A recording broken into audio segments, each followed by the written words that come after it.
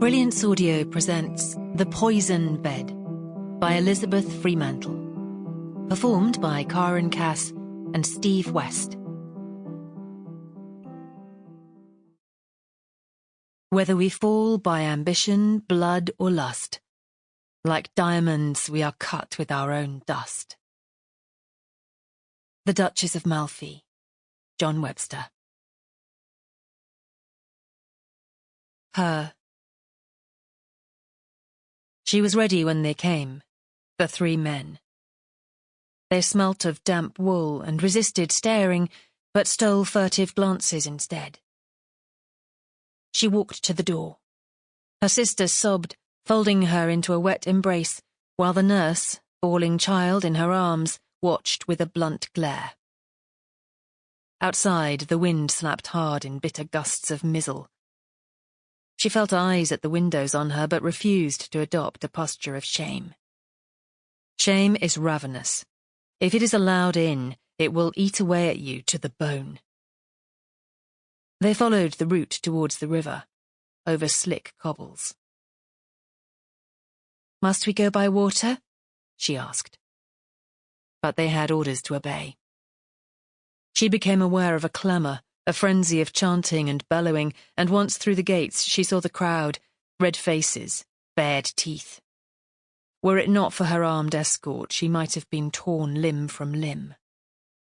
The thought tightened her gut like a drawstring, and she forced her mind off it for fear of losing her composure, but neither could she think of the river's beckoning fingers, and wondered which was worse. The crowd, a quick, savage battering, or those icy fingers about her throat. A shadow broke from the throng, snarling. It spat. She lost her footing, skidded down the river steps, but was caught by one of the men and as good as carried the rest of the way down into the waiting boat. "Hope you fall in and drown, bitch!" someone shouted. She took her handkerchief from her cuff to wipe away the trail of mucus, discarding it over the side. It floated away, bobbing like a small white bird. The vessel jolted and her head cracked hard against a wooden strut. The pain was sharp, but she maintained her poise. She would not give her escort the satisfaction of seeing her suffer. One of them seemed familiar. She racked her brain for his name, thinking it might give her some small advantage if she could use it.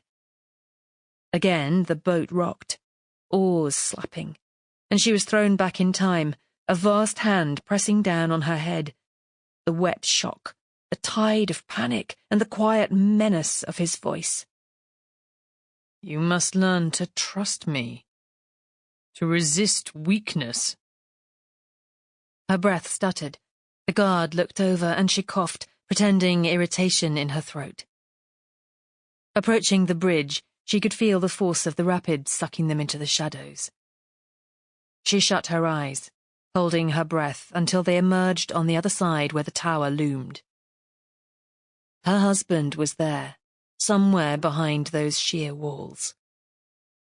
She wondered if he watched her approach, and could picture him like a carved angel gilded by the low winter sun. But she mustn't think of him, mustn't be distracted from what she was about to face. The boat slid into the tunnel that ran beneath the outer ramparts, where torches reflecting onto the rippled surface made it seem in flames. She half expected to encounter Cerberus when they reached the other side. But they found instead a small man, starched with deference, who took her hand to help her from the barge. She imagined his, beneath its glove, as a pink paw with sharp claws to go with his rodent's face. He led the way up a flight of steps. Wind whipped around the walls, tugging at her clothing as she waited for him to unlock a heavy door, which fell open with a shriek.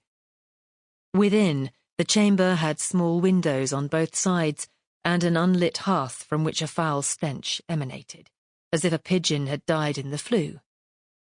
One wall glistened with damp, and the chill made her shiver despite her thick cloak. Sample complete.